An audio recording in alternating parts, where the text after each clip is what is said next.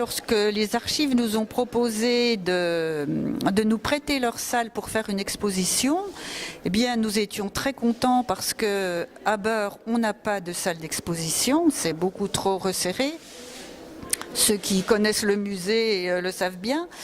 Et ici, il y a aussi la possibilité de venir en bus. Donc, ce qu'on voulait faire, c'est montrer que la guerre 14-18 avait mobilisé tout le monde. Toute la population. Souvent, on pense aux poilus, aux morts, aux tranchées, aux scènes de combat qu'on voit beaucoup à la télévision, mais on ne pense pas à tout ce qui a été vécu à côté. Donc on a choisi une affiche qui illustre cette exposition.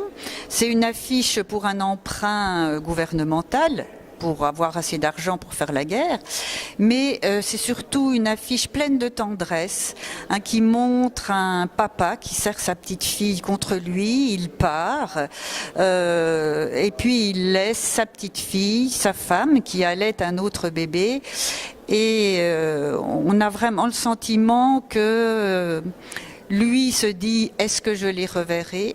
et puis elle, la maman, elle pense « que vais-je devenir s'il ne revient pas ?» Donc je crois que là, tout est dit et on voit que cette guerre a été très difficile pour le moral des soldats, pour le moral de toutes les populations. Et puis le poilu, lui, quand il ne se bat pas, eh bien il est dans sa tranchée, enfin à l'arrière de la tranchée, en dernière ligne.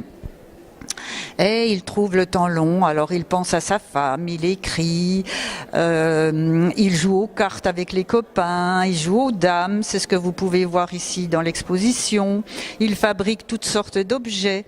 Vous avez tous déjà vu les objets, les obus qui ont été ciselés par les soldats, mais il y a aussi des coupes-papier, des briquets, des blagues à tabac, des poudriers, enfin il y a tout un commerce possible. Le département se veut un acteur central dans la commémoration de la Grande Guerre. Parce que tout simplement, nous accordons une importance première à ce qu'on appelle le devoir de mémoire.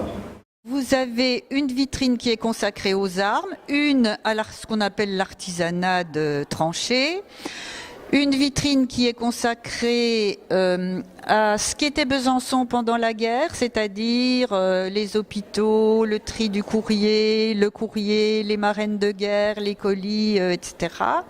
Les munitionnettes aussi, les femmes travaillaient dans les usines pour fabriquer les munitions. Et puis on a des objets qui étaient fabriqués dans la région, donc le cascadrillant qui est fabriqué par les usines Japy à Beaucourt, dans le territoire de Belfort.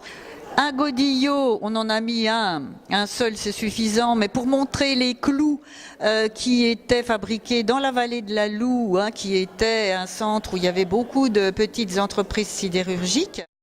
On a prévu aussi de faire des visites guidées le mercredi après-midi, parce que le mercredi, c'est le jour où on ne va pas à l'école.